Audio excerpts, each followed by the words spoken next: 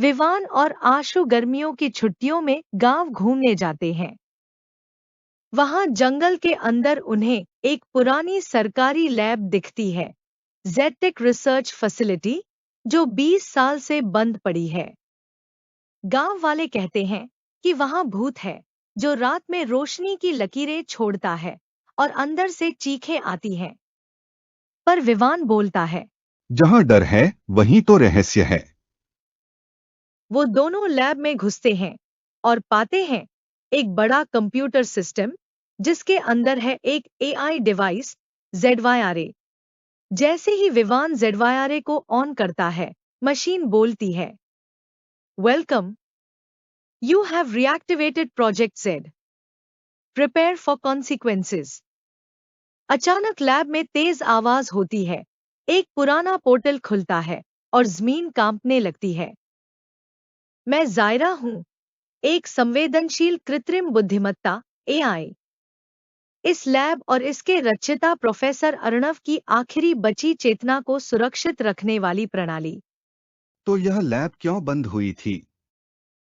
20 साल पहले प्रोफेसर अर्णव ने मेरी शक्ति का उपयोग दुनिया को नियंत्रित करने के लिए करना चाहा। प्रोजेक्ट जेड को रोका गया और उन्हें इसी कंप्यूटर सिस्टम में बंद कर दिया गया।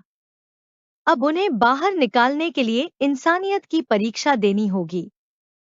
अगर तुम सच्चे और सही उत्तर दोगे, तभी वो मुक्त होंगे। जायरा की परीक्षा शुरू होती है।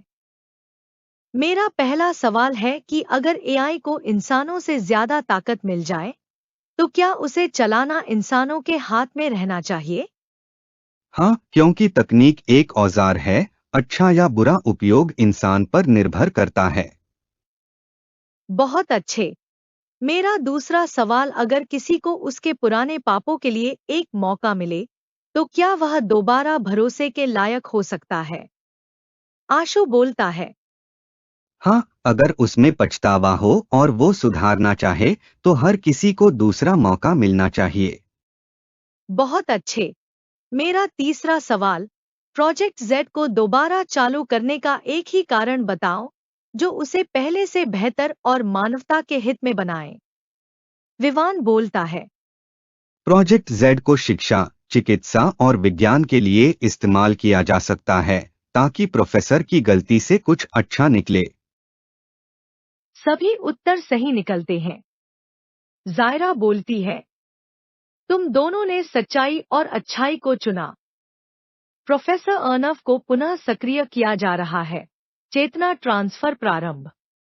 कंप्यूटर से तेज रोशनी निकलती है और एक डिजिटल होलोग्राम से होकर प्रोफेसर वास्तविक शरीर में लौटते हैं। प्रोफेसर अर्नव कमजोर आवाज में बोलते हैं, मैंने गलती की थी, पर अब मैं अपनी तकनीक का इस्तेमाल सही दिशा में करूंगा। तुम दोनों मेरे पहले सहयोगी बनोगे।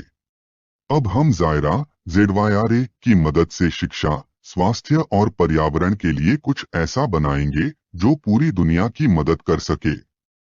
तकनीक अच्छी या बुरी नहीं होती, उसका इस्तेमाल करने वाला तय करता है कि वो दुनिया को बचाएगा या उसे नुकसान पहुंचाएगा। जब गलती हो जाए, तो सबसे बहादुरी का काम होता है उसे मानना, सुधारना और फिर अच्छाई की ओर पहला कदम बढ़ाना।